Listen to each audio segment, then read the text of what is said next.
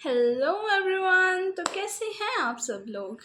तो आज हम केमिस्ट्री का जो इलेक्ट्रोकेमिस्ट्री वाला चैप्टर है, आज हम उसे पूरा कंप्लीट करने वाले हैं। इसको पूरा थ्योरी पार्ट कंप्लीट करेंगे।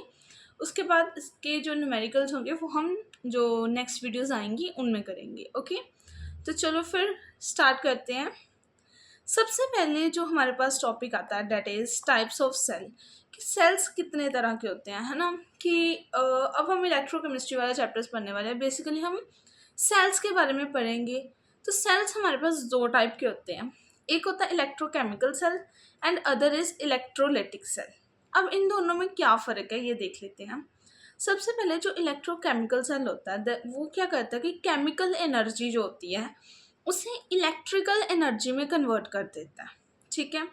एंड जो इसके रिएक्शन, ये एक तो रिडॉक्स रिएक्शन की हेल्प से होता है और दूसरा जो गैल्वेनिक सेल होता है ये इसकी ही एक एग्जाम्पल का पार्ट होता है। ओके, हाँ जी। Next is electrolytic cell.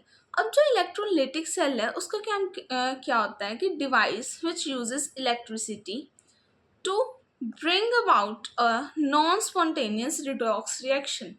अब इलेक्ट्रोकेमिकल सेल का क्या काम होता है कि इलेक्ट्रिसिटी से यूज़ करके एक रिडोक्स रिएक्शन को बनाना। ठीक है।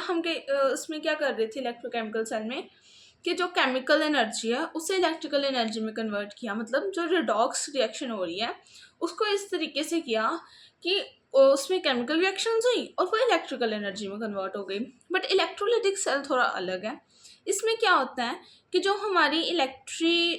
हम इलेक्ट्रिसिटी को यूज़ करके, ठीक है, और हमारे नॉन स्पॉन्टेनियस रिडॉक्स रिएक्शन करते हैं। नॉन स्पॉन्टेनियस मतलब स्पॉन्टेनियस होता है जो खुद हो जाए अपने आप नेचुरली, और नॉन स्पॉन्टेनियस जो खुद नहीं होती, जो हमारे द्वारा ह्यूमन मेड बोल सकते हैं, बिकॉज अदर रिएक्शंस ह्यूमन ही करवाते हैं। So that okay. सबसे पहले हम करेंगे डेनियल सेल। अब डेनियल सेल क्या होता है, सबसे पहले इस सेल की ना रिएक्शंस देख लेते हैं हम कि क्या रिएक्शंस हैं। सेल रिएक्शन, इसमें क्या होगा कि हमारे पास जिंक है जो कि सॉलिड फॉर्म में है और कॉपर है जो एक्वस फॉर्म में है। ठीक है। अब आप देखना यहाँ पे कि ये जिंक है, जिंक की यहाँ पे हो गई ऑक्सीडेशन, ऑक्सीडेशन हो गई, ये 2+ की फॉर्म में आ गया। मतलब इसने 2 इलेक्ट्रॉन्स का जो है वो लॉस कर दिया। ठीक है। और अगर हम कॉपर की बात करें तो इसकी रिडक्शन हो रही है। ये मतलब पूरी तरीके से एक रिडॉक्स रिएक्शन की तरह काम कर रहा है। ठीक है। चलो, ये हमने देख ली इसकी जो रिएक्शन थी। अब नेक्स्ट आ जाओ, कहते हैं when external opposite potential is applied to the cell in standard state. देखो, हमें पता है कि जो पोटेंशियल होता है उसका एक सिंपल सा फंडा है कि उसने हाई पोटेंशियल से लो पोटेंशियल की तरफ जाना होता है। बट अगर हम उसे एक्स्ट्रा कुछ एनर्जी, कुछ फोर्स दें तो वो अगेंस्ट द कंसंट्रेशन भी जा सकता है। ठीक है। और वो अगेंस्ट द कंसंट्रेशन कैसे जाएगा, लो से हाई भी जा सकता है। इसी तरीके से जो हम कुछ एक्स्ट्रा जब अप्लाइड करते हैं, व्हेन एक्सटर्नल ऑपोजिट पोटेंशियल, जब अलग पोटेंशियल ऑपोजिट पोटेंशियल हम प्रोवाइड करते हैं स्टैंडर्ड स्टेट में, तो फिर क्या होता है। देखो, अगर तो जो हमने एक्सटर्नल पोटेंशियल दिया है वो 1.1 वोल्ट के इक्वल है। ठीक है, 1.1 वोल्ट के इक्वल है, तो वहाँ पे कोई भी फ्लो ऑफ इलेक्ट्रॉन्स नहीं होगा। ठीक है।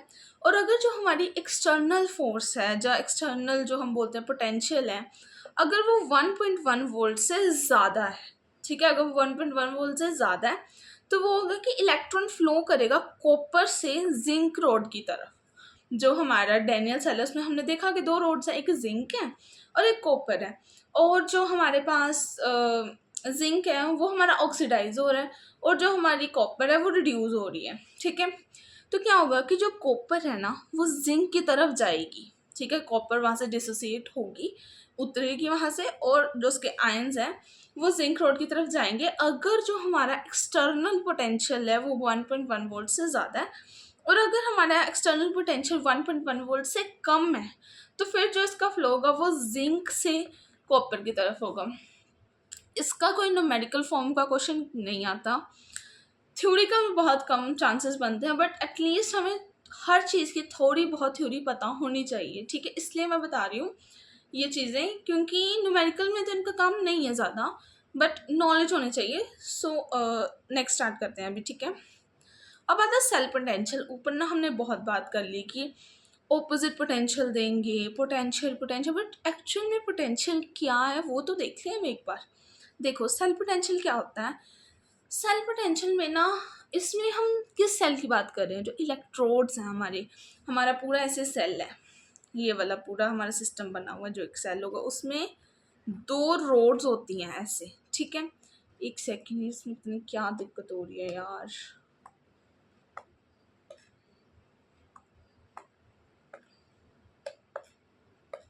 जल्दी से बैक हो रहा है। चलो इट्स ओके।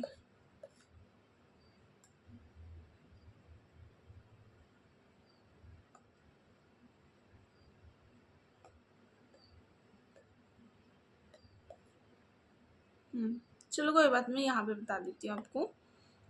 ये देखो, ये ऐसे हमारे पास सेल टाइप होता है। अब इसमें ना हमारे पास दो रोड्स लगी होती हैं, एक है कॉपर की और एक है जिंक की, ठीक है। अब इसमें अगर हम एक्सटर्नल पोटेंशियल देंगे किसी तरीके से, ठीक है, ये ऐसे साथ में दो जुड़े होते हैं इस तरीके से। अगर हमने एक्सटर्नल पोटेंशियल दिया, ठीक है, अब ये देखना है इधर मैं क्या कर रही हूँ।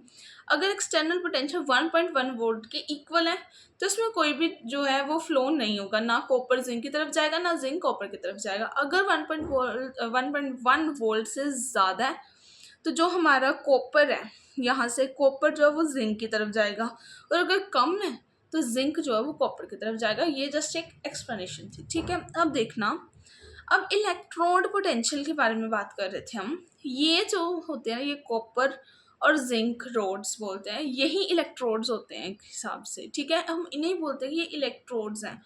तो अब जो इलेक्ट्रोड का पोटेंशियल है, सबसे पहले उसे समझते हैं कि व्हाट इज इलेक्ट्रोड पोटेंशियल।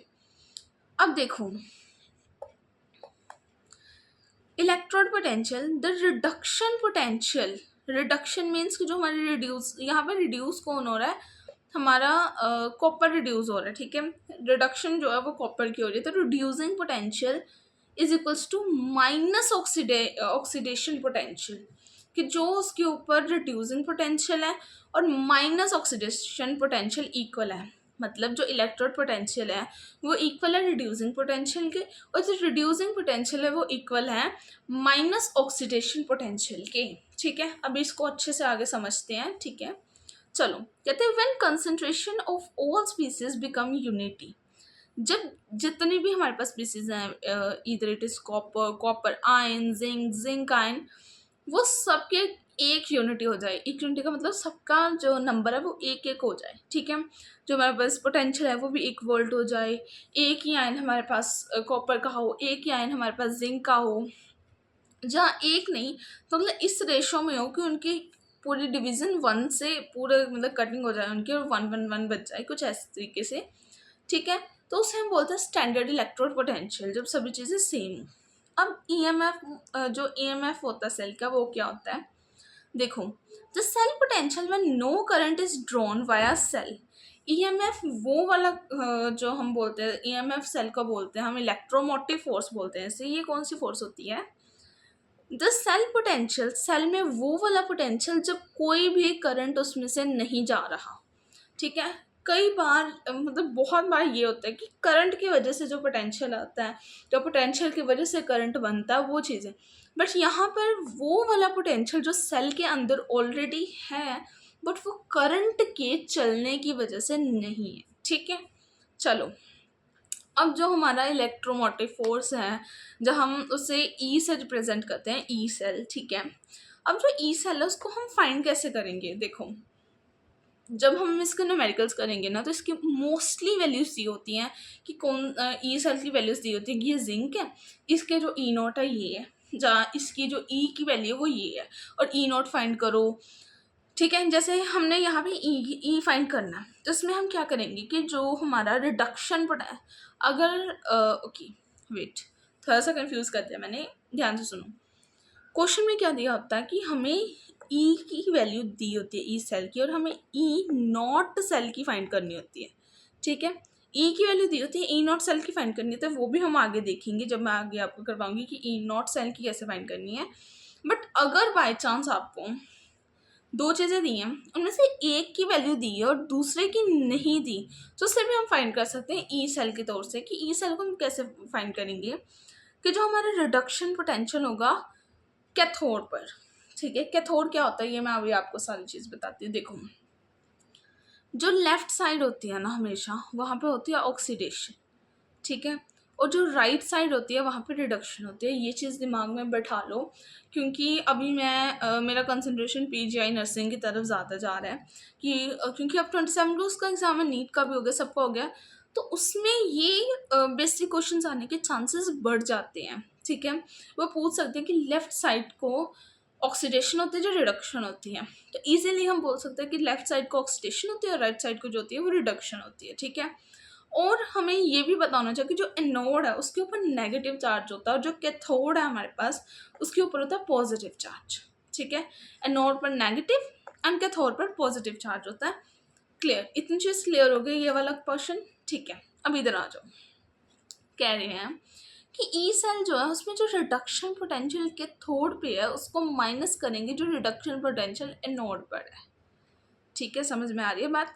और अगर हमारे पास रिडक्शन पोटेंशियल की वैल्यू नहीं दी, हमें ना कई बार दिया होता कि इसके रिडक्शन पोटेंशियल की ये वैल्यू है, और अगर हमें रिडक्शन पोटेंशियल नहीं दिया और ऑक्सीडेशन पोटेंशियल दे दिया, तो फिर हम करेंगे एनोड को कैथोड से माइनस, ठीक है। ये चीज़ याद रखनी है कि जो रिडक्शन पोटेंशियल है वो कैथोड से एनोड, कैथोड जो होगा उससे माइनस करेंगे एनोड के साथ, और जो हमारा ऑक्सीडेशन पोटेंशियल होगा उसमें एनोड को माइनस करेंगे हमारे कैथोड के साथ, ठीक है। ओके, अब देखो हमारा ये बेसिक नॉलेज, तो ये तो हम पूरा बेसिक चल रहे थे कि जो बेसिक नॉलेजेस थी हमारी। अब हम आ जाते हैं गैल्वेनिक सेल में, कि जो गैल्वेनिक सेल है वो क्या बोलता है हमें। गैल्वेनिक सेल बोल रहा है कि anode has negative potential with respect to solution. ये चीज़ हमें पता, हमने अभी पढ़ी कि एनोड के ऊपर नेगेटिव चार्ज होगा और कैथोड के ऊपर होगा पॉजिटिव चार्ज, ठीक है, और कैथोड हैज़ पॉजिटिव पोटेंशियल, ठीक है। अब आता है हमारे पास स्टैंडर्ड हाइड्रोजन इलेक्ट्रोड, इसे हम HSE भी बोलते हैं, ठीक है। मैं एक बार लिख देती हूँ शॉर्ट फॉर्म इसकी, कई बार बच्चे कंफ्यूज हैं, व्हाट इज SHE,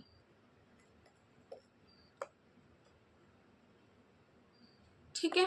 चलो आ जाओ, अब स्टैंडर्ड इलेक्ट्रोड पोटेंशियल क्या होता है। देखो, जो हमारा हाइड्रोजन होता है ना उसके ऊपर जो वोल्टेज या पोटेंशियल होता है वो ज़ीरो होता है, 0 वोल्ट।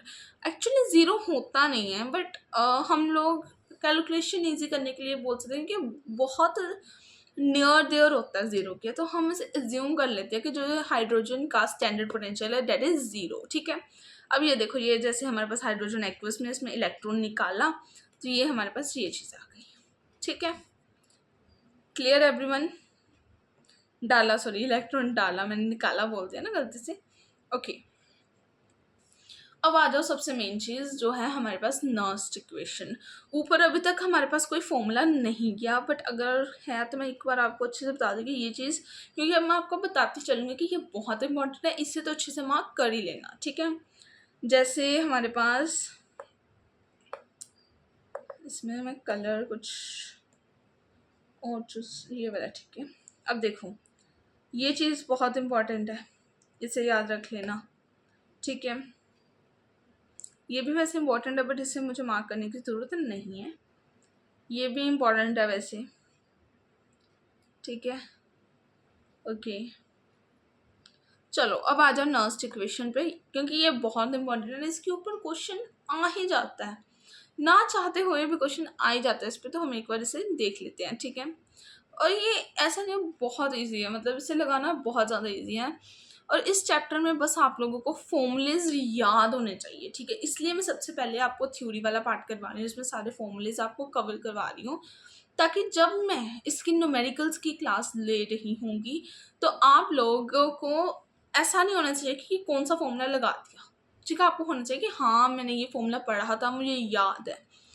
आपको क्वेश्चन नहीं पता चल रहा, नहीं पता चल रहा कि कौन सा फॉर्मूला लगाना है, वो बात अलग है, बट आपको फॉर्मूला भूल जाए और क्वेश्चन में पता आपको कौन सा लगाना है बट वो याद नहीं आ रहा, वो बहुत गलत चीज़ होगी। तो फॉर्मूलेज अच्छे से लर्न कर लेना, ठीक है। अब आ जाओ नर्स्ट इक्वेशन में, कहते हैं फॉर द रिएक्शन हमारे पास ये एक रिएक्शन दी हुई है उन्होंने, ठीक है, ये हमारे पास जो है रिडक्शन हो रही है इस हिसाब से। अब इन्होंने ये दिया, अभी ये देखना, हमें ई फाइंड करना है, ठीक है। इसमें हम करेंगे ई नोट। ई नोट मतलब जो स्टार्टिंग से हमारे पास ई नोट है सेल की, जो स्टार्टिंग से पोटेंशियल है वो, ई जो न्यू पोटेंशियल होगा, ठीक है, minus R T upon N F, ठीक है। जो आर है हमारे पास दैट इज हमारी कांस्टेंट है आर, ठीक है। एन की वैल्यू हम फाइंड करेंगे, एफ भी कांस्टेंट है और ये भी हमारे पास कांस्टेंट होता है टेम्परेचर भी एक हिसाब से, क्योंकि नर्स्ट इक्वेशन एक कांस्टेंट टेम्परेचर पर ही लगाई जाती है, तो ये फिर ऑब्वियस कि ये तीनों टर्म्स जो हैं ये कांस्टेंट की तरह बिहेव करेंगी, ठीक है। और ऊपर हमने जो हमारे पास प्रोडक्ट है उसको एन साथ में जो हमारे पास हमारा रिएक्टेंट है उसको नीचे डिवाइड कर दिया, ठीक है।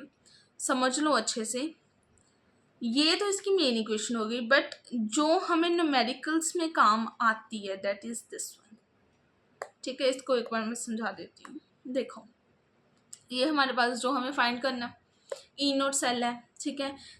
अब ये 0.0591 कहाँ से आई है ये वैल्यू? ये आई है इन कांस्टेंट को आपस में पूरा मल्टीप्लाई डिवाइड करने के बाद, पूरी इनकी कैलकुलेशन करने के बाद हमारे पास ये वैल्यू बनती है दैट इज़ 0.0591, ठीक है। एंड साथ में एन जो है हमारे पास ये होता है कि नंबर ऑफ इलेक्ट्रॉन्स के, कितने नंबर ऑफ इलेक्ट्रॉन्स जो है वो निकल रहे हैं, जहाँ यूटिलाइज हो रहे हैं एक इक्वेशन में, ठीक है। जैसे यहाँ पे अगर हम देखें तो यहाँ पर एक इलेक्ट्रॉन है तो इसकी एन की वैल्यू 1 हो जाएगी, ठीक है। चलो, आज ना मेरे पता नहीं ये पेन को क्या हो गया, ये ऐसे थोड़ा टाइम स्टे करता है, बट आज ये स्टे नहीं कर रहा, तो थोड़ा सा आप देख लेना, ठीक है। चलो, अब देखो, इसकी एग्जांपल एक मैंने नीचे भी दे रखी है, बट ये आपको समझ में आ गया ना। अब देखना, यहाँ पर ना मैंने 1 इसलिए लिखा क्योंकि यहाँ पर इसकी वैल्यू हमें 1 दी हुई थी। ये मैंने एक ना वैसे 1 लिखना नहीं चाहिए मुझे, मैं यहाँ पे एम ही लिखूँगी, ठीक है, क्योंकि वो ना एक्चुअली मैंने ये क्वेश्चन कहीं से देखा था, ये क्वेश्चन का आंसर टाइप लिख दिया था मैंने, तो मैंने आंसर के हिसाब से यहाँ पे 1 लिख दिया, जबकि मुझे एम ही लिखना चाहिए यहाँ पे अभी के लिए। तो आ जाओ, ठीक है। अब ये देखना, अब एक रिएक्शन है हमारे पास ये वाली, ये जो इसके ये है, ये इसकी स्टोइशियोमेट्री है, ठीक है, जो इनके साथ लगे होते हैं। अब देखना, ये ई सेल है, इधर हमें बोलेंगे ई सेल फाइंड करो, इधर हमें बोलेंगे ई नोट सेल फाइंड करो। वो आपने अपने हिसाब से फिर इसको आगे पीछे कर लेना, इतना तो आपको बेसिक्स पता ही होंगे, ठीक है। चलो आ जाओ, ई सेल है, ई नोट सेल है, minus R T N F, इसकी जगह पर आप 0.0591 अपॉन एन लिख के लॉग की वैल्यू। अब इसके साथ हम क्या करेंगे ये देखना, बड़े ध्यान से देखना कि ये हमारे पास क्योंकि सबसे पहले जो ऊपर है, ऊपर हमने लिखना होता है प्रोडक्ट और नीचे रिएक्टेंट्स लिखने होते हैं। तो प्रोडक्ट में हमने सी लिखा और साथ में उसकी जो स्टोइशियोमेट्री है उसे लिख दिया, डी लिखा साथ में छोटा डी, ए लिखा साथ में छोटा ए, और बी लिखा और साथ में छोटा बी। कुछ इस तरीके से जो उसके साथ में लगी होती है ना उसकी स्टोइशियोमेट्री, उसे हम लिखते हैं साथ में, ठीक है। नेक्स्ट आ जाओ फॉर द रिएक्शन ऑफ, जहाँ पे इक्विलिब्रियम है, ठीक है। जब कोई रिएक्शन एक इक्विलिब्रियम पे है तो उसका जो ई सेल होता है वो 0 के बराबर हो जाता है, ठीक है। ई सेल तो हो गया 0, बट जो ई नोट सेल है वो 0 नहीं है, क्योंकि एक सेल है, ठीक है। वो कुछ स्टार्टिंग में इसमें कोई ना कोई वैल्यू होगी, और बाद में जब रिएक्शन स्टार्ट हो गई और जब हमने ई सेल कैलकुलेट किया तो देखा अरे ये तो इक्विलिब्रियम में है, तो इक्विलिब्रियम में इसकी वैल्यू 0 हो चुकी है अब तक। बट जब उसने स्टार्ट किया स्टार्टिंग से, तो तब तो 0 नहीं थी ना, तब तो उसकी कुछ ना कुछ वैल्यू होगी। तो यहाँ से हम ई नॉट सेल फाइंड करेंगे जब इक्विलिब्रियम की जो हमें कंडीशन दी होगी, कि उन्होंने बोल दिया कि एक हमारे पास रिएक्शन है जो कि अब इक्विलिब्रियम में आ चुकी है, तो उसका ई नॉट सेल फाइंड करो। कुछ इस तरीके का क्वेश्चन फ्रेम होकर आएगा, तो तब आपने ये आप डायरेक्ट लगाना। तो यहाँ पर आएगा 2.303 जो वैल्यू है सिर्फ हमारे पास आर और टी की आती है, बट वहीं पर अगर हम एफ की वैल्यू साथ में लगा दें that is 0.0591 upon n and log that is k c, ठीक है। K c is basically the concentration, okay, very good. चलो आ जाओ। अब नेक्स्ट जो हमारे पास नर्स्ट इक्वेशन है उसका जो स्टैंडर्ड हाइड्रोजन वाली हमने देखी है इलेक्ट्रोड, उसमें अब क्या होगा ये देख लो आप। सबसे पहले जो हमारे पास ई सेल है, ठीक है, इसमें भी इसकी ई सेल की जो वैल्यू होती है, ये जैसे मैंने आपको बताया यहाँ पे ई नोट सेल की तो वैल्यू 0 है यहाँ पे, ठीक है। जो हमारा स्टैंडर्ड हाइड्रोजन इलेक्ट्रॉन वोल्ट है यहाँ पर ई नोट की वैल्यू 0, तो हमने यहाँ पे ई नोट की वैल्यू लगाई नहीं है, ठीक है। डायरेक्टली हमने यहाँ से स्टार्ट कर दिया है। माइनस ये हमारा ई सेल है, ई नोट सेल 0 है तो ये आ गया -0.0591/2 एंड लॉग, एंड ये हमारे पास आ जाएगा PH2 and H2। This is basically it's जो पीएच टाइप होता है डेट इज, ठीक है, वो आ जाते हैं कि जो हमारी प्रेशर के हिसाब से लिया हमने, ठीक है, कि इसका जो प्रेशर होगा H2 का एंड साथ में ये, ठीक है। और जो हमारा H2 का प्रेशर होता है डेट इज 1 ATM। और हाँ, एक और बड़ी इंपॉर्टेंट चीज़ है कि जैसे मैंने आपको बताया कि जो हमारा रिडक्शन पोटेंशियल है that is equals to minus of oxidation potential. अगर ये -3 है तो दिस इज नॉर्मली 3, तो reduction potential and oxidation potential similar होते हैं। इस तरह का मैं कल आपको क्वेश्चन भी करवाऊंगी। ये दोनों सिमिलर होते हैं, बस इनमें डिफरेंस होता है साइन का, ठीक है। चलो आ जाओ। नेक्स्ट है अपने पास कंसंट्रेशन सेल। ये भी मैं बोल सकती हूँ कि एक इम्पॉर्टेंट टॉपिक है, बट उतने ज़्यादा क्वेश्चन नहीं पूछे जाते क्योंकि गिब्स एनर्जी से ज़्यादा क्वेश्चन पूछे जाते हैं और भी पूछे जाते हैं, बट इम्पॉर्टेंट टॉपिक है तो हम इसे एक बार फटाफट से जो है इसे हम कवर करेंगे, ठीक है। अब हमारे पास ई सेल है, ई नोट सेल हम इसका फिर 0 ले रहे हैं क्योंकि ये अभी हमारे हाइड्रोजन के रिस्पेक्ट में ही जा रहा है, ठीक है।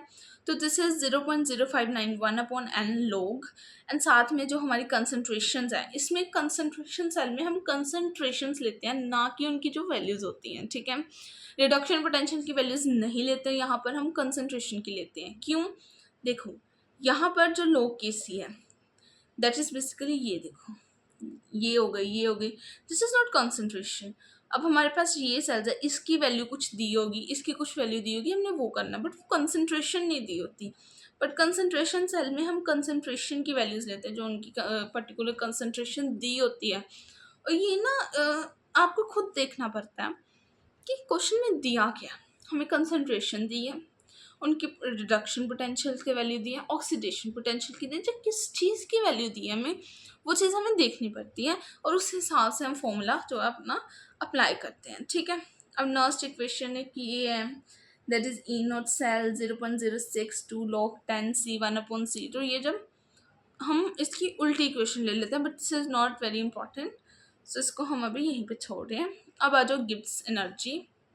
अभी आपको याद होगा कि जो हमारा एम्स BSc नर्सिंग का एग्ज़ाम हुआ था रिसेंटली, कब हुआ था, that was on I am not clearly remembering the date, I think that was also on 27 maybe, वो भी शायद 27 को ही था, ठीक है, 26-27 का था, हाँ। तो उसमें क्या था कि उसमें गिब्स फ्री एनर्जी का जो क्वेश्चन आया था कि उसमें कुछ नहीं था क्वेश्चन में, सारी वैल्यूज़ दी हुई थी। ई सेल की वैल्यू एक्चुअली ई नॉट की दी थी, ई नॉट सेल की वैल्यू थी, एन की थी, एन मतलब हमने खुद ही फाइंड कर लेना था, एन की वैल्यू वहाँ पे 2 थी, और एफ़ की वैल्यू भी हमें पता थी, इवन की एफ़ की वैल्यू गिवन थी जो कि कई बार नहीं दी होती, एफ़ की वैल्यू भी गिवन थी, और बस हमें ये फॉर्मूला लगाना था। और मेरी 2-3 बच्चों से बात हुई एंड दे वर लाइक कि दीदी ये क्वेश्चन आता था, समझ में था, बट 2-3 बच्चे ऐसे थे जो बोल रहे थे कि हमें फॉर्मूला मिल गया। उन्होंने पता क्या किया, एंड उन्होंने ना फॉर्मूला उन्हें पता था कि है तो नहीं 3 चीज़ों में से, तो उन्होंने ये फॉर्मूला लगा दिया NF/E0 से। देखो ये फॉर्मूला लगा के आगे, जबकि ई नॉट सेल जो है वो मल्टीप्लाई होना था साथ में। तो इसलिए मैं बोलूँ कि फॉर्मूलेज याद होना बहुत इंपॉर्टेंट है, ठीक है। चलो आ जाओ फिर जल्दी से। अब देखो, अब हमारे पास जो मैं आपको बताती हूँ, देखो ये तो हमारे पास फॉर्मूले आ गए जो कि मैंने आपको अच्छे से बता दिए। अब इसमें ये फॉर्मूला भी आ सकता है हमारे पास कि इसकी वैल्यू 2.303 RT log जो KC है उसके बराबर भी हो सकती है। log K हमारे पास बेसिकली हमारा कांस्टेंट है, ठीक है। तो अब आप ये देख लेना नेक्स्ट आ जाओ कि हमारे पास जैसे सोडियम है, एक इलेक्ट्रॉन गया Na, तो यहाँ पे 1 फेराड, ठीक है, इसकी जो वैल्यू होगी 1 फेराड होगी। That is not 1 farad bro, ये N की वैल्यू बता रहे हैं हम बेसिकली, ठीक है, ये मैं N की वैल्यू बता रही हूँ। ओके, आ जाओ कि मतलब जितने इलेक्ट्रॉन्स का आदान प्रदान हो रहा है उतनी N की वैल्यू हो जाएगी, ठीक है। अब इलेक्ट्रोलिटिक सोल्यूशन को, मतलब हमारा इलेक्ट्रोकेमिकल सेल अब तक ख़त्म हो चुका है। अब हम जो हमारे पास इलेक्ट्रोलिटिक सेल है उसको स्टार्ट करने से पहले इलेक्ट्रोकेमिकल सीरीज पढ़ लेते हैं। ऊपर वाले मैं आपको बाद में करवाती हूँ। सबसे पहले हम इलेक्ट्रोकेमिकल सीरीज पढ़ लेते हैं क्योंकि बस एक यही टॉपिक बचा अब इसमें। देखो, सबसे पहले हमारे पास ना ये एक सीरीज़ है, ये बीच में ना हाइड्रोजन है, ठीक है, जिसकी हमारे पास जो E0 अपॉन बी की वैल्यू वो 0 दी है, जो कि मैंने आपको बताया, और ये अज्यूम की जाती है 0, ठीक है। अब जो भी वैल्यूज इसके ऊपर है, ठीक है, ये वाली, ये सारी पॉजिटिव में होंगी, और जितनी वैल्यूज इसके नीचे है ना वो सारी होने वाली है नेगेटिव में, ठीक है। No no no no no, actually it's a little, इसमें थोड़ा सा हो गया है।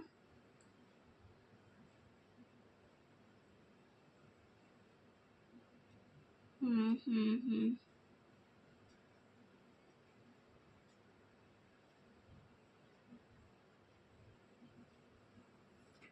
एक्चुअली ऊपर वाली वैल्यूज जो है ना वो नेगेटिव में होंगी, ये वाली जो वैल्यू है that is in negative, and ये वाली वैल्यूज होंगी पॉजिटिव में, ठीक है। चलो आ जाओ, अब देखो, positive in the sense of जो उसका इलेक्ट्रॉन पोटेंशियल है, ठीक है, ऐसा नहीं कि वो पॉजिटिव नेगेटिव की अच्छी है वो बुरी है, ऐसा नहीं, मतलब इन द सेंस ऑफ जो उनका इलेक्ट्रॉन पोटेंशियल है उसके हिसाब से, ठीक है। चलो आ जाओ अभी। अब देखो, कुछ इंपॉर्टेंट है, याद रख लो कि कौन सी ऊपर है और कौन सी नीचे है, ठीक है, क्योंकि ये ना डिस्प्लेसमेंट रिएक्शन एक आती है, इसमें ना सीधा सीधा फॉर्मूला क्वेश्चन आ जाता है कि डिस्प्लेसमेंट रिएक्शन उन्होंने दी है और बताओ इनमें से कौन सी रिएक्शन जो है वो नहीं हो सकती, जो हो सकती है वो इस फॉर्मूले से होती है। अब ये टेबल मैं आपको 2 मिनट बाद में बताऊंगी, पहले मैं फटाफट से ये चीज़ें पढ़ा दूँ आपको, ठीक है। सबसे पहले आ जाओ, कहते हैं a negative electron means that the redox couple is stronger reducing agent than H+। अब जो हमारा H+ है वो ना मिडल लाइन है, ठीक है, वो मिडल में है। जैसे pH का नहीं होता, pH 7 में न्यूट्रल है, अगर एसिडिक है तो वो नीचे जाएगा और अगर बेसिक है तो वो ऊपर जाएगा, सेम चीज़ यहीं पे है। अगर तो वैल्यूज नेगेटिव में जा रही हैं, ठीक है, तो वो ज़्यादा रिड्यूसिंग एजेंट होगा, वो उसकी टेंडेंसी रिड्यूस होने की ज़्यादा होगी, ठीक है। और अगर हमारे पास पॉजिटिव है, ठीक है, हमारे पास पॉजिटिव इलेक्ट्रोड पोटेंशियल आ रहा है, वो भी विद रिस्पेक्ट टू जो हमारा हाइड्रोजन कपल है, तो इसका मतलब वो वाला जो है वो वीकर रिड्यूसिंग एजेंट्स होंगे, ठीक है। कौन से होंगे? वीकर रिड्यूसिंग एजेंट्स होंगे। अब देखो, सेम चीज़ का अगर स्टैंडर्ड रिडक्शन पोटेंशियल जो हमारे पास है, ये वाली चीज़, अगर तो इसकी वैल्यू बढ़ रही है तो मतलब ऑक्सीडेशन होगी, और अगर इसकी वैल्यू कम हो रही है तो रिडक्शन होगी। आई नो थोड़ा सा कंफ्यूजिंग लग रहा होगा कि ये क्या बता रहे हो आप तो एक तरह से इनऑर्गेनिक पार्ट पे आ गए हो, इतनी चीज़ें लर्न करने वाली हैं इसमें। एक्चुअली मैं बोलूँगी कि लर्न भी करने वाली हैं और समझने वाली दोनों हैं, ठीक है। दिमाग में तो बैठाना ही पड़ेगा कि जो SRP, जो हमारे पास स्टैंडर्ड रिडक्शन पोटेंशियल की वैल्यू अगर बढ़ रही है, देखो यहाँ पे ये वैल्यू बढ़ रही है, तो यहाँ पे ऑक्सीडेशन होगी, और वहीं पर अगर वैल्यू कम हो रही है तो वहाँ पे रिडक्शन होगी, ठीक है, रिड्यूसिंग एजेंट्स होंगे।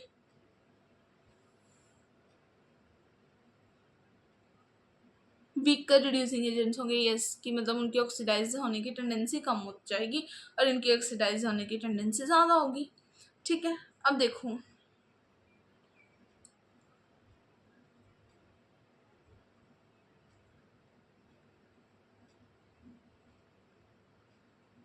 मतलब ऑक्सीडाइज होना, ऑक्सीडाइज मतलब लूज ऑफ इलेक्ट्रॉन, नहीं नहीं नहीं नहीं नहीं, I am so sorry, it is positive and it is negative. अब मैं बताती हूँ कैसे, क्योंकि ये चीज़ ना थोड़ा कंफ्यूजिंग है, बट अब मैंने जो गलती की है ना, अब आप लोग भी वो याद रख सकते हो। देखो, हमने क्या पढ़ा कि अगर स्टैंडर्ड रिडक्शन की वैल्यू बढ़ रही है इट्स इंक्रीजिंग मतलब ऑक्सीडाइजिंग एजेंट है, ठीक है। तो अगर वैल्यू बढ़ रही है, दिस वन देखो क्या बोला यहाँ से, ये हुआ है increasing the strength of oxidising agent, कि ये ऑक्सीडाइजिंग एजेंट्स हैं। और अगर कोई ऑक्सीडाइजिंग एजेंट है मतलब वो खुद रिड्यूस हो रहा है, और कोई रिड्यूसिंग एजेंट है तो वो खुद क्या हो रहा है, ऑक्सीडाइज हो रहा है। और इन्होंने बोला कि अगर नेगेटिव में जा रही है वैल्यूज यहाँ पे, तो वो ज़्यादा स्ट्रॉन्ग रिड्यूसिंग एजेंट, मतलब खुद को ऑक्सीडाइज करवाता है। ऑक्सीडाइज होता है कि लूज ऑफ इलेक्ट्रॉन करना। अरे भाई फ्लोरीन क्यों लूज करेगा इलेक्ट्रॉन, उसको तो एक इलेक्ट्रॉन की ज़रूरत है, तो वो खुद को रिड्यूस करवाएगा, तो वो वीकर रिड्यूसिंग एजेंट होगा और स्ट्रॉन्गर ऑक्सीडाइजिंग एजेंट होगा, ठीक है। अब समझ में आई बात। अगर मेटल की जो एसआरपी है वो हाई है, ठीक है, तो वो लेस रिएक्टिव होंगे, कि उनकी जो वैल्यूज़ जा रही हैं वो हाई जा रही हैं रिडक्शन पोटेंशियल की, कि वो लेस रिएक्टिव होंगे। और अगर मेटल की जो एसआरपी वैल्यू वो कम है तो वो ज़्यादा रिएक्टिव होंगे। ओके, शांत, सारा एकदम क्लियर हो जाओ, क्लियर माइंडेड हो जाओ। एंड अब मेरी बात ध्यान से सुनो। देखो मैंने आपको बताया ये हाइड्रोजन है, ठीक है। 5 मिनट में अब ये टॉपिक ख़त्म करने वाले हैं, ध्यान से सुन लो। अगर सारे ये जो मैंने यहाँ से पढ़ा रही हूँ अगर नहीं सुना है ध्यान से, तो एक बारी फिर सुन लो, मैं बहुत अच्छे से समझाने वाली हूँ, ठीक है। जल्दी से सुनो। ये हमारे पास हाइड्रोजन है, ठीक है। इसके ऊपर जो वैल्यूज़ हैं उनमें ऑक्सीडाइजिंग जो एजेंट है उसकी इंक्रीज हो रही है कैपेसिटी। ऑक्सीडाइजिंग एजेंट होने के मतलब वो रिड्यूस हो रहे हैं। रिड्यूसिंग होना मतलब इलेक्ट्रॉन को गेन करना, और जो ऑक्सीडाइजिंग एजेंट होता है, जो ऑक्सीडेशन होती है उसमें जो इलेक्ट्रॉन है उसे लूज करना होता है, ठीक है। अब देखो, और नीचे वाले जो हैं वो less reducing agent, less oxidising agent है, मतलब वो खुद ऑक्सीडाइज होना चाहते हैं, इसलिए वो ऑक्सीडाइजिंग एजेंट नहीं है, वो रिड्यूसिंग एजेंट्स हैं, ठीक है। इतनी बात समझ में आई मैम। ऑक्सीडाइजिंग एजेंट्स वो होते हैं जो खुद रिड्यूस होना चाहते हैं, ठीक है। मतलब रिड्यूस होना चाहते हैं मतलब वो इलेक्ट्रॉन को लेना चाहते हैं, ठीक है मैम। और अगर कोई ऑक्सीडाइजिंग एजेंट अच्छा नहीं है, मतलब कि वो ऑक्सीडाइज होना चाहते हैं एंड जो रिड्यूस नहीं होना चाहते हैं। एंड ऑक्सीडाइज होने का मतलब कि वो इलेक्ट्रॉन देना चाहते हैं, ठीक है। ये बात क्लियर हो गई। अब देखो उन्होंने बोला कि जो अगर नेगेटिव वैल्यू आ रही है, जैसे यहाँ पर नेगेटिव वैल्यूज आ रही हैं, तो इनकी जो रिड्यूसिंग एजेंट की पावर वो ज़्यादा होगी। रिड्यूसिंग एजेंट की पावर ज़्यादा होगी मतलब इनके ऊपर ऑक्सीडेशन हो रहा है, और ये ऑक्सीडेशन को प्रमोट कर रहे हैं क्योंकि ये इलेक्ट्रॉन्स देना चाहते हैं। लिथियम है हमारे पास, जो हमारे पास पोटेशियम है, उनके पास एक इलेक्ट्रॉन की आउटर शेल में, वो उसे देकर ना स्टेबल होना चाहते हैं, तो उनके रिड्यूसिंग एजेंट होने की जो कैपेसिटी है वो बढ़ेगी, तभी तो वो ऑक्सीडाइज होंगे अगर वो रिड्यूसिंग एजेंट होंगे। जो रिड्यूसिंग एजेंट है वो क्या करता है, वो ऑक्सीडाइज होता है, ठीक है। सेम थिंग कि अगर कोई पॉजिटिव इलेक्ट्रोड वैल्यू है तो वो लेस रिड्यूसिंग एजेंट है, वो ज़्यादा उसकी हो रही है रिड्यूस, क्योंकि वो लेस इसलिए क्योंकि वो रिड्यूस होना चाहता है, ठीक है। अब जितना मैंने समझा दिया ना, आई थिंक बहुत हद तक अच्छे तरीके से मैंने पूरी कोशिश की कि आपको समझ में आए। और अगर आपको नहीं आ रहा तो थोड़ी वीडियो पीछे करके एक बार दोबारा से शांति से कंसंट्रेशन से सुनना, क्योंकि ये टॉपिक कंफ्यूजिंग है। बट अगर आपको आ गया तो आपका जो oxidising agent, oxidation, reducing agent, reduction, इन सब के ना जो पॉइंट्स हैं वो क्लियर हो जाएंगे, ठीक है। और वहीं पे एसआरपी ज़्यादा है तो ऑक्सीडाइजिंग एजेंट, एसआरपी कम है तो रिड्यूसिंग एजेंट, ये सारी चीज़ें हो गई, ठीक है। चलो आ जाओ, जल्दी से आ जाओ। जो रिड्यूसिंग एंड ऑक्सीडाइजिंग पावर है, अगर हम टॉप से बॉटम तक देखें तो जो रिड्यूसिंग जो हमारा रिडक्शन पोटेंशियल है वो डिक्रीज हो रहा है, और ऑक्सीडेशन पावर जो इंक्रीज हो रही है, देख लो खुद टॉप से बॉटम तक देखी, ठीक है। अब देखना टॉप में क्या हो रहा है कि रिडक्शन पोटेंशियल कम है, ठीक है, और ऑक्सीडेशन पोटेंशियल जो है वो ज़्यादा है।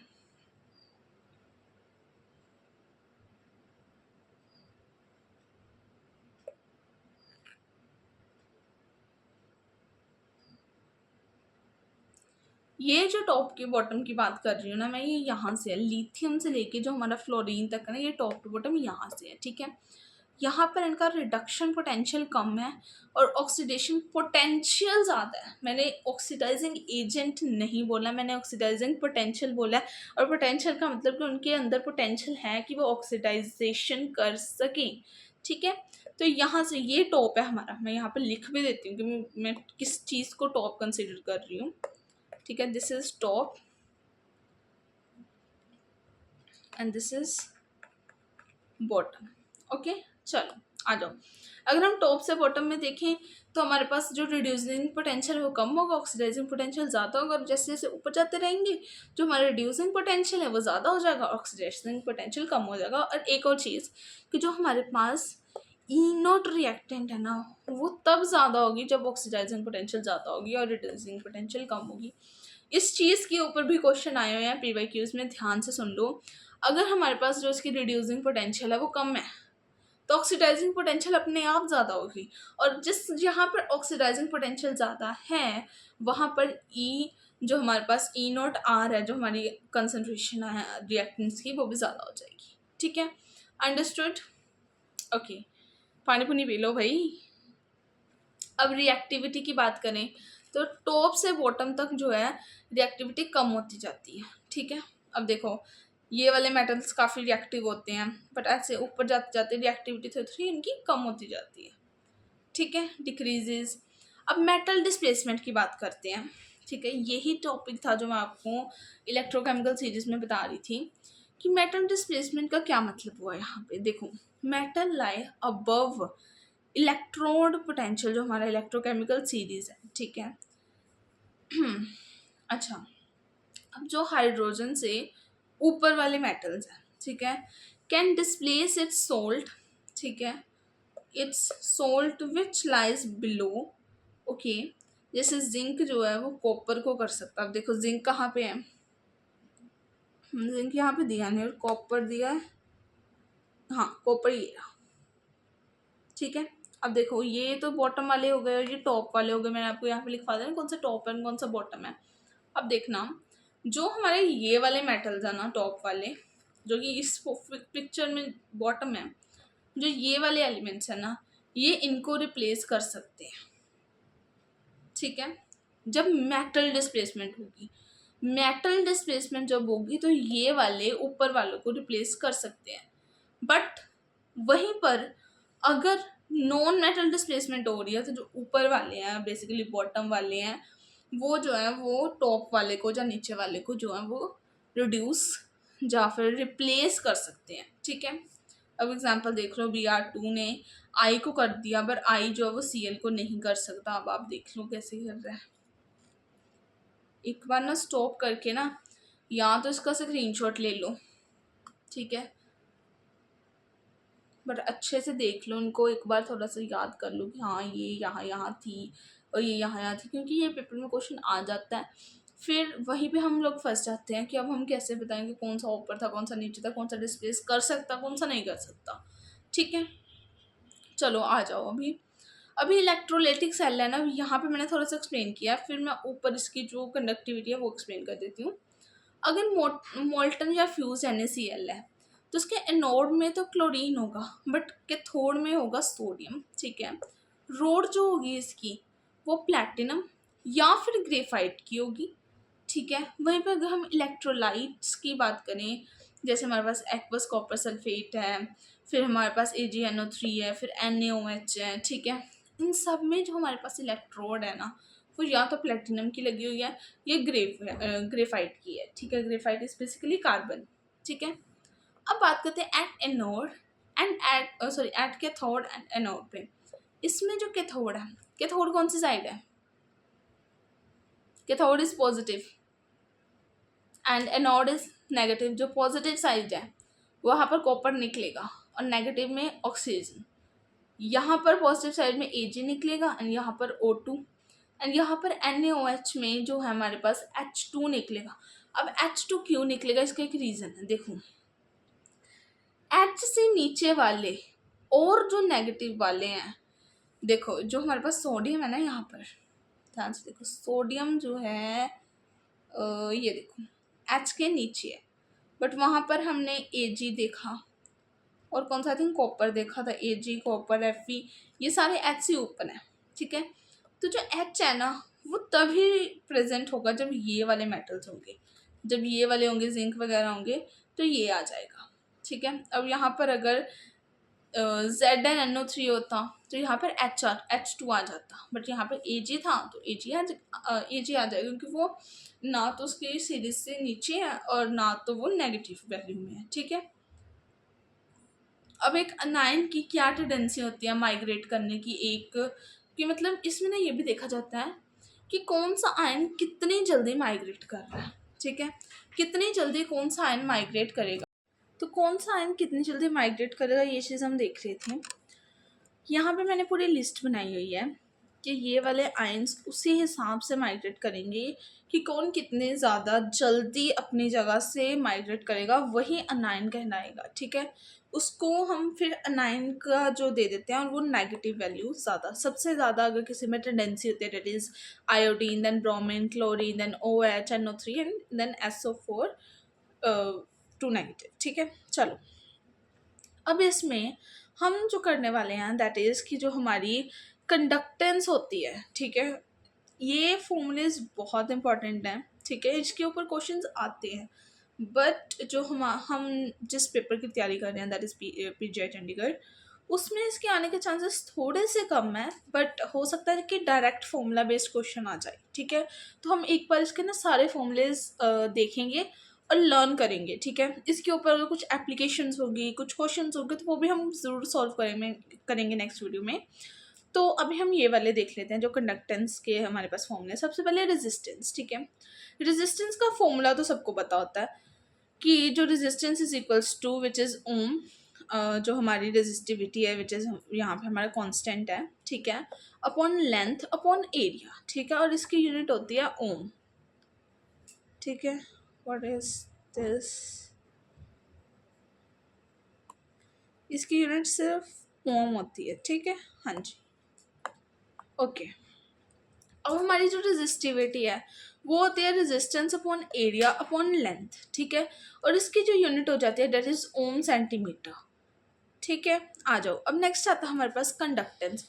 अब कंडक्टेंस क्या होती है, जो क्या टेंडेंसी है उसकी कंडक्ट होने की, किसी भी जो हमारे पास सब्सटेंस है उसकी क्या टेंडेंसी है कंडक्ट होने की, उसे हम बोलते हैं कंडक्टेंस। ठीक है, अब इसको हम रिप्रेजेंट करते हैं G से, और ये होता है 1/R, बेसिकली 1 रेजिस्टेंस। ठीक है, ये रेजिस्टेंस के इन्वर्सली प्रोपोर्शनल होती है। ठीक है, और इसके साथ अगर हम कांस्टेंट लगा दें, so that is this is kappa area upon length. ठीक है, एंड दिस इज ओम, और हम इसे S से रिप्रेजेंट करते हैं दैट इज साइमन। ओके, अब हमारे पास आता है सेल कांस्टेंट। अब सेल कांस्टेंट क्या होता है, दैट इज G*। ठीक है, जो G* होता है हमारे पास दैट इज L/A, और इसकी यूनिट हमारे पास सेंटीमीटर इनवर्स होती है। अब ये चीज़ बहुत इंपॉर्टेंट है कि आप लोग ध्यान रखो कि हमारे पास क्या, हमारी जो यूनिट्स हैं वो क्या होती हैं, सारी चीज़ें। ठीक है, नेक्स्ट हमारे पास आता है कंडक्टिविटी। अब कंडक्टिविटी को हम K से रिप्रेजेंट करते हैं, एंड कंडक्टिविटी के ऊपर क्वेश्चंस आना थोड़ी सी इसकी प्रोबेबिलिटी ज़्यादा बन जाती है। ठीक है, क्योंकि एक तो ये इतना ज़्यादा इजी, मतलब इसका इजी कंसेप्ट से क्वेश्चन लग जाते हैं, और फॉर्मूला भी इसके ईजी है, और इसके कई बार ना हमारी जो यूनिट्स हैं उसके ऊपर क्वेश्चन आते हैं, तो आप इनकी यूनिट्स को अच्छे से ज़रूर लर्न कर लेना कि डायरेक्ट कई बार एक दो बार नीट में भी डायरेक्ट क्वेश्चन आया हो यूनिट्स का, तो यूनिट्स ज़रूर से याद रखना है इसका। ठीक है, which is length upon area and ohm inverse centimetre inverse. ठीक है, ओम इनवर्स सेंटीमीटर इनवर्स। अब मोलर कंडक्टिविटी हमारे पास क्या होती है, इसको हम इस सिंबल से रिप्रेजेंट करते हैं। ठीक है, ध्यान से देख लो इस सिंबल से, इसकी आगे बहुत जरूरत पड़ने वाली है, एक मोलर कंडक्टिविटी की और इक्विवेलेंट कंडक्टिविटी की, that is K into 1000/m। m is molarity. ठीक है, एंड 1000/K। अब आ जाओ हमारे पास जो हमारा इक्विवेलेंट कंडक्टिविटी है उसको हम कुछ इस तरीके से रिप्रेजेंट करते हैं, जो कि 1000 × K/N हो जाता है। N हमारी होती है नॉर्मेलिटी, एंड इसकी ये सारे जो हैं इसकी यूनिट्स आ जाती हैं। ठीक है, ध्यान से देख लो, चाहे स्क्रीनशॉट ले लो, because it is very important concept. Resistance का formula, then resistivity, conductance, cell constant, conductivity, molar conductivity and equivalent conductivity. Okay, अब नेक्स्ट हमारे पास जो चीज़ आती है that is dilution effect of conductance. अब हमने कंडक्टेंस पढ़ी थी। What is conductance? यहाँ पे मैंने अभी आपको कंडक्टेंस पढ़ाई है, जो कि कंडक्टिविटी के ऑलमोस्ट सिमिलर होती है, ठीक है, किसी चीज़ को कंडक्ट करवाना। अब कंडक्टेंस का क्या है कि जो हमारी कंडक्टिविटी है अगर वो डिक्रीज होगी, इसका मतलब कंसंट्रेशन डिक्रीज हो गई है, कंसंट्रेशन डिक्रीज होगी तो कंडक्टिविटी डिक्रीज होगी, और जैसे ही कंसंट्रेशन डिक्रीज हो रही है कंडक्टिविटी डिक्रीज हो गई, इसका मतलब कि ये जो डिल्यूजन की प्रोसेस है वो स्टार्ट हो चुकी है, ठीक है। जैसे हम बोलते हैं कि पानी में कितनी कंसंट्रेशन ऑफ जो है वो शुगर है, तो कितनी कंसंट्रेशन ऑफ सोल्ट है, क्योंकि हमें पता है पानी की वैल्यू ज़्यादा है, बट जो हमारी कंसंट्रेशन टर्म्स हम यूज़ करते हैं दैट इज़ फॉर कि जो उसमें सल्यूट या सॉल्वेंट हो गया, ठीक है, जो कि हम सोल्यूशन और मोल कंसेप्ट वाले चैप्टर में भी पढ़ेंगे। तो जो हमारी कंसंट्रेशन है वो कम हो गई, कनेक्टिविटी कम हो गई, जिसकी वजह से कंसंट्रेशन कम होने की वजह से जो हमारी डिल्यूजन है वो ज़्यादा हो गई, ठीक है, जो हमारा सोल्यूशन है वो डिल्यूट हो चुका है।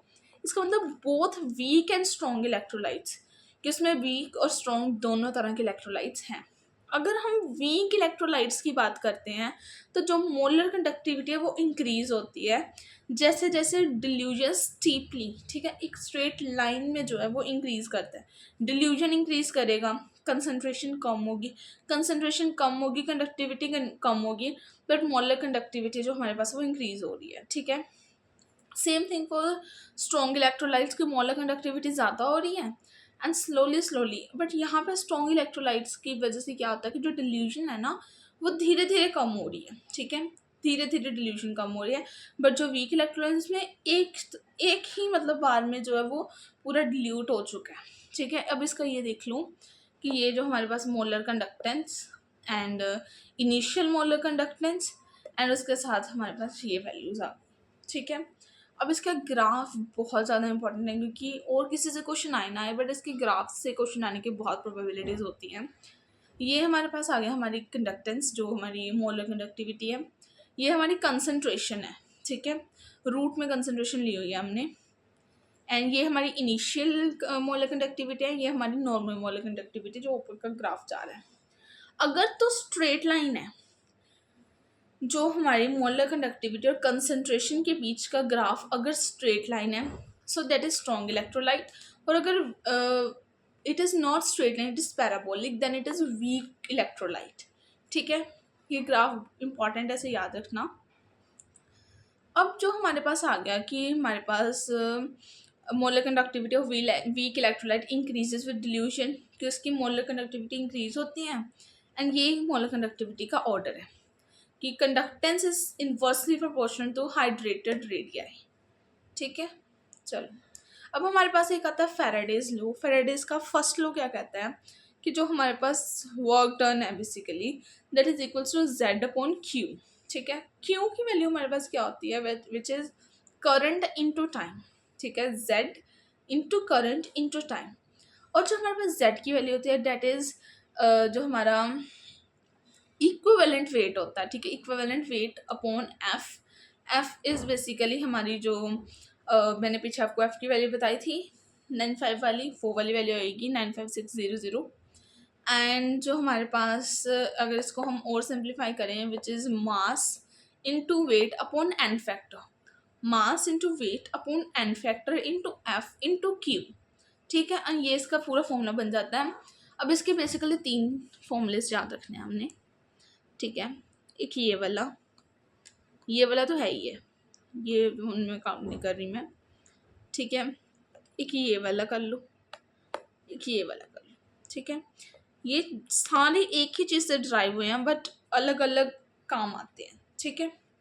और सेकंड लो क्या बोलता है, work done upon 1 upon 2, energy upon 1 upon energy upon 2, ठीक है। चलो अब हम जो आगे वो है कॉर्लिश लॉ, ठीक है, जो कॉर्लिश लॉ हमारा वो क्या बोलता है, for independent migration of ions, ये जो लॉ है ना, ये जो हमारे आइंस इंडिपेंडेंटली माइग्रेट करते हैं उनके लिए, it is representation of sum of individual contribution of an anion और कंटाइन, कि जितने भी हमारा सोल्यूशन है ना उसमें जितना भी सम ऑफ इंडिविजुअल जो हमारे आइंस हैं कटाइंस हैं उन सबको मिलाकर जो हमारी रिप्रेजेंटेशन बनती है हम उसे बोलते हैं, ठीक है। और फिर इलेक्ट्रोलाइट एट इनफाइनाइट डिल्यूशन, और ये इनफाइनाइट डिल्यूशन पे होता है। कई बार कल हम इसके रिलेटेड एक और क्वेश्चन करेंगे जो मुझे याद नहीं आ रहा कौन से ईयर में आया था, एंड दैट क्वेश्चन वाज कि इनफाइनाइट डिल्यूजन थी जो डेफिनेट डिल्यूजन थी, ठीक है। सबसे पहले ये चीज़ पता होगी, फिर पता होगी कि जो इनफाइनाइट डिल्यूजन है उसमें रिप्रेजेंटेशन होती है इंडिविजुअल आयंस और कटाइंस की, ठीक है। अब देखना, अब ना हमारे पास 3 फॉर्मूलेज हैं जो कि बहुत इंपॉर्टेंट है। 3 के भी मैं बोलूँगी 2 ही फॉर्मूलेज हैं हमारे पास। सबसे पहला जो हमारे पास फॉर्मूला है दैट इज़ कि अल्फ़ा की जो वैल्यू होती है दैट इज़ मोलर कंडक्टिविटी जो कि गिवन है, and initial conductivity. Given conductivity and initial conductivity जो होगी वो अल्फ़ा की इक्वल होगी, ठीक है। और जो हमारे पास के ए की वैल्यू होती है विच इज़ कॉन्स्टेंट बेसिकली, जो हमारे पास के ए की वैल्यू होती है that is c alpha square 1 - alpha, ठीक है। अल्फा की हमने वैल्यू ऊपर देख ली which is molar conductivity which is given upon initial conductivity and this is concentration, ठीक है। ओके, नाउ ये फॉर्मूला इज नॉट इम्पॉर्टेंट, ये जस्ट मैंने ऐसे लिखा, बट आपको ये ज़रूर पता होना चाहिए, दिस इज वेरी इंपॉर्टेंट, ठीक है। अब आ जाओ, ये डिल्यूजन की बात की थी मैंने, I hope I am not missing anything. Let me check once again. Okay, yes. अब हम एक बहुत इजी से टॉपिक पे आ गए हैं, बस chapter is finish with in 5 to 10 minutes. Batteries क्या होती हैं, ये टॉपिक ज़्यादा इंपॉर्टेंट नहीं है बट आप खुद से भी थोड़ा बहुत पढ़ सकते हैं। बेसिक नॉलेज मैं आपको बता रही हूँ। बैटरीज 2 तरह की होती है, कहते हैं प्राइमरी बैटरी, एक होती है सेकेंडरी बैटरीज, ठीक है। प्राइमरी बैटरीज में आती हैं dry cell and mercury cell. Dry cell को अगर हम पढ़ लें दैट इज़ कि जो उसके एनोड पे होता है दैट इज़ जिंक। जिंक की हमारे पास हो रही है ऑक्सीडेशन, ठीक है। और जो हमारे पास कैथोड है, कैथोड में हमारे पास हो रही है रिडक्शन, ठीक है। एनोड में जो कि नेगेटिव होता है, एनोड नेगेटिव होता है, वहाँ पे हमारे पास क्या हो रही है, ऑक्सीडेशन हो रही है। और कैथोड जो कि पॉजिटिव होता है वहाँ पर हमारे पास रिडक्शन हो रही है, ठीक है। कमर्शियली जो ड्राई सेल्स होते हैं ना हमारे पास, वो ग्रेफाइट से बनते हैं। ग्रेफाइट हमें पता है कि एक जो हमारे पास कार्बन की टाइप होती है similar as diamond in a zinc container, ठीक है। कंटेनर जो होता है वो जिंक का होता है and latter act as anode. पहले मैं ड्राई सेल की यहाँ पे पिक्चर लगाने लगी थी, फिर आई वॉज लाइक कि it is not very important topic, तो थोड़ी बहुत नॉलेज इज़ ओके, बट बहुत ज़्यादा नॉलेज भी लेके क्या करेंगे इसकी। तो सिंपल जितना का पेपर में आ सकता हम बस उतने ही देखेंगे, ठीक है। अब आ गए मर्क्यूरी सेल। मर्क्यूरी सेल में ना सेल पोटेंशियल ना 1.35 वोल्ट तक रहता है एंड जो रिमेन जो इसका कांस्टेंट ड्यूरिंग इट्स लाइफ। और यही पोटेंशियल इसका जितनी भी इसकी लाइफ होती है ना मर्क्यूरी सेल की, यही पोटेंशियल इसको मेंटेन करके रखना पड़ता है इतनी जो इसकी पूरी लाइफ होती है, ठीक है। अब इसके एनोड की बात करें तो एनोड में जिंक है एंड OH नेगेटिव है, एंड जो हमारे पास मर्क्यूरी O मतलब मर्क्यूरी एंड ऑक्सीजन है, वाटर एंड दिस, क्योंकि मर्क्यूरी सेल है तो ऑब्वियसली मर्क्यूरी तो होगी। अब सेकेंडरी बैटरीज 2 तरह की होती है which is lead storage batteries जिसमें लेड होता है, और एक में होती है निकल, ठीक है। तो जो लेड और जो निकल की मैंने आपको बताई हैं, ठीक है, जो लेड स्टोरेज बैटरीज होती हैं उनमें लेड का यूज़ किया जाता है, और जो निकल स्टोरेज बैटरीज होती हैं उनमें निकल का यूज़ किया जाता है, ठीक है। अभी इनको डिटेल में हमारे सिलेबस में नहीं है, ठीक है, ना ही हमें डिटेल में पढ़ना है, उनके उसमें से बहुत कम आता है। तो जितना भी आपको बस इतना पता होना चाहिए कि जो सेकेंडरी बैटरीज होती है उसमें लेड और निकल आता है, और जो प्राइमरी बैटरीज है उसमें ड्राई सेल और मर्क्यूरी आती है, ठीक है। इतना पता होना चाहिए, बहुत है, इनफ है। नेक्स्ट आ गया जो हमारे फ्यूल सेल्स हैं, वो क्या होते हैं कि जो गल्वेनिक सेल्स होते हैं ना हमारे, वो कन्वर्ट करते हैं the energy produce during combustion of fuel directly into electrical energy. अब फ्यूल सेल्स क्या होते हैं कि उनके अंदर ना हमने फ्यूल डाला हुआ, फ्यूल किसी भी फॉर्म में हो सकता है, ठीक है। जैसे पेट्रोलियम होता है, वो जो होता है ना पेट्रोलियम क्या करता है, जो हम गाड़ियों वगैरह में डालते हैं, स्कूटी मोटरसाइकिल्स में डालते हैं, तो उनमें क्या होता है कि जो पेट्रोल होता है वो कंबशन होती है उसकी, ठीक है, और वो कन्वर्ट करता है फ्यूल एनर्जी को हमारी मैकेनिकल एनर्जी में, तभी वो चलती है हमारी, ठीक है, व्हीकल्स। बट ये वाला जो फ्यूल सेल है ये क्या करता है, कंबशन के थ्रू जो फ्यूल है उसको डायरेक्टली इलेक्ट्रिकल एनर्जी में कन्वर्ट कर देता है, ठीक है। तो ये डिफरेंस होता है, ठीक है, फ्यूल सेल्स में, then primary and secondary batteries में। नेक्स्ट हमारा लास्ट टॉपिक आ गया कोरिजन, ठीक है। कोरिजन में क्या होता है कि ऑक्सीडेशन होती है आयरन की। जो हम ऑक्सीडेशन बोल रहे हैं ये हम बोल रहे हैं आयरन के सरफेस पे, ठीक है। आयरन के सरफेस पे रिडक्शन भी होती है और ऑक्सीडेशन भी होती है, so it is a redox process, ठीक है। इलेक्ट्रोकेमिकल प्रोसेस होती है जो कि रिडॉक्स प्रोसेस होती है। ऑक्सीडेशन में ऐसा हो रहा होता है कि जो आयरन है उसकी ऑक्सीडेशन हो रही होती है और जो ऑक्सीजन और हाइड्रोजन है ना उनके हो रहे होते हैं रिडक्शन, ठीक है। अब क्या होता है कि हमारा जो एटमॉस्फेरिक ऑक्सीडेशन है ना, एटमॉस्फेरिक ऑक्सीडेशन में क्या होता है कि पहले हमने ऑक्सीडेशन और रिडक्शन की बात की जो हमारा आयरन का सरफेस है आयरन के मेटल पे, बट हम एटमॉस्फेरिक ऑक्सीडेशन की बात करें जो एटमॉस्फेयर में जो हमारा ऑक्सीडेशन हो रही है वो इस तरीके की, हमारी जो इक्वेशन बनती है वो इस तरीके की बनती है, ठीक है। बहुत इम्पोर्टेंट नहीं था ये वाले टॉपिक्स बैटरी से नीचे वाले, बट हाँ कुछ मैं आपको दोबारा से बता रही हूँ। ये अल्फ़ा की वैल्यू याद रखना, ठीक है, ये के की वैल्यू याद रखना, ये कंसंट्रेशन है ये, ठीक है। और मैंने ना आपको सच इसमें ये एक और बात बतानी थी कि जैसे हमें समझ लो कि हमें बताया गया कि हमारे पास डेल्टा NaCl है, ठीक है। ये किसको मिलाकर बनेगा, this molar conductivity of sodium ion plus chlorine the ion, ठीक है। ऐसे हो गया। अब इसके जैसे ना और क्वेश्चन होंगे जो मैं आपको जब इसकी जो क्वेश्चन वाली सीरीज होगी जब मैं उसमें करवाऊंगी तब आपको सारे क्वेश्चन पता चलेंगे, इसके रिलेटेड क्वेश्चन आते हैं। बट इस टॉपिक से बहुत ईजी क्वेश्चन आते हैं, मतलब आपको सिर्फ पता होना चाहिए, बहुत ज़्यादा ईजी क्वेश्चन आते हैं। कंसेप्ट पता होना चाहिए, फॉर्मूला पता होना चाहिए और पता होना चाहिए कि ये जिस कैसे इम्प्लीमेंट होगी। बाकी तो ये chapter is like butter, smooth like butter, okay. तो ये वाले फॉर्मूलेस देख लेना आप, ये भी इम्पॉर्टेंट है, ठीक है। ये फैराडेज लॉ वाले फॉर्मूलेस देख लेना, इसमें से क्वेश्चन आता है। गिब्स एनर्जी में से क्वेश्चन आता है। ये डिल्यूजन वाला ये ग्राफ देख लेना एक बार, ठीक है ना। उसके बाद आ गया ये वाले थोड़ी सी टर्म्स देख लेना, metal displacement, non metal displacement. मैंने आपको बता दिया कि जो मेटल डिस्प्लेसमेंट होती है उसमें जो हाइड्रोजन के ऊपर वाले एलिमेंट्स हैं, मतलब ये वाले यहाँ पर नीचे बट टॉप वाली, ठीक है, यहाँ से नीचे वाले एलिमेंट्स हैं वो क्या करते हैं, मेटल्स हैं, वो ऊपर वाले जो इससे ये वाले ऊपर वाले मेटल्स हैं उन्हें डिस्प्लेस कर देते हैं। बट नॉन मेटालिक में क्या होता है कि ऊपर वाले नीचे वाले को, ऊपर वाले नीचे वाले को डिस्प्लेस कर रहे हैं, ठीक है।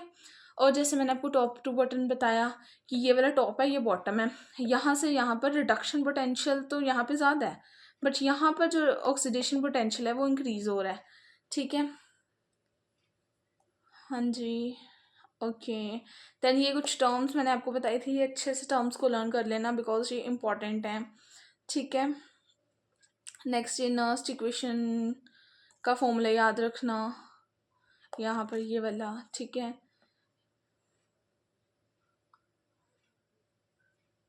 This is not that important तो मैंने इसलिए नहीं करवाया, ठीक है। मैं कोशिश की है कि जो इम्पॉर्टेंट है सिर्फ उन्हीं टॉपिक्स पर ध्यान दूँ। बाकी all the best, bye. And please like share and subscribe. मैंने बहुत ज़्यादा मेहनत किया, पहले नोट्स बनाए, उसके बाद अब इसे वीडियो रिकॉर्ड कर रही हूँ, उसके बाद एडिटिंग करनी है, तो बहुत ज़्यादा मेहनत का काम है। So please like share and subscribe and support me, bye bye. और हाँ, अगर आपको कोई भी चीज़ ऐसे लगती है ना कि मुझे ये चीज़ समझ नहीं आई, जो कुछ आपको ये चीज़ इम्प्रूव करने की ज़रूरत है, तो प्लीज़ कमेंट करके ज़रूर बताना एंड मैं इम्प्रूव करने की पूरी पूरी कोशिश करूँगी, ठीक है।